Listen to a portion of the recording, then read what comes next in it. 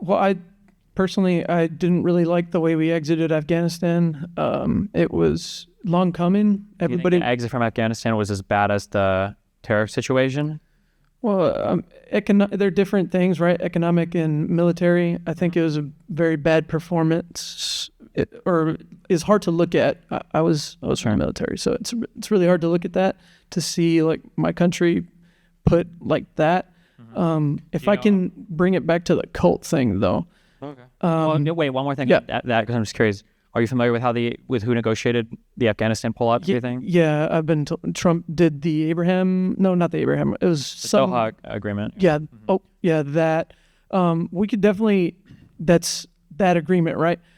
I don't even want to talk about this. But sorry, we don't have to. Well, but then I noticed that there's like this. It's this. People laughed earlier when you said you weren't as familiar with the Abrego Garcia thing, is because it seems like in the MAGA world.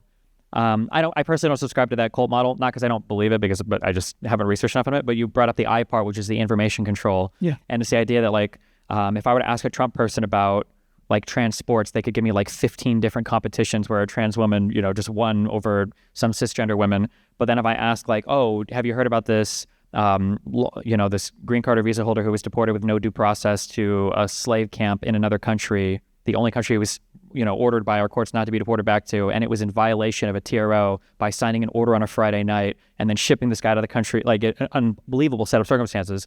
And it's like, well, I really don't know anything about that. But like in Riley, by the way, and it's just like, it feels like we just moved. It's like, okay, yeah. But same thing with the Afghanistan thing. Like one of the big complaints that Trump had leaving office was that the deep state was, fighting against him and, they wouldn't listen to his orders. And one of the orders that he reportedly gave was he wanted to draw down everybody out of Afghanistan before he left. And I think it was Mattis that said, we're not doing that.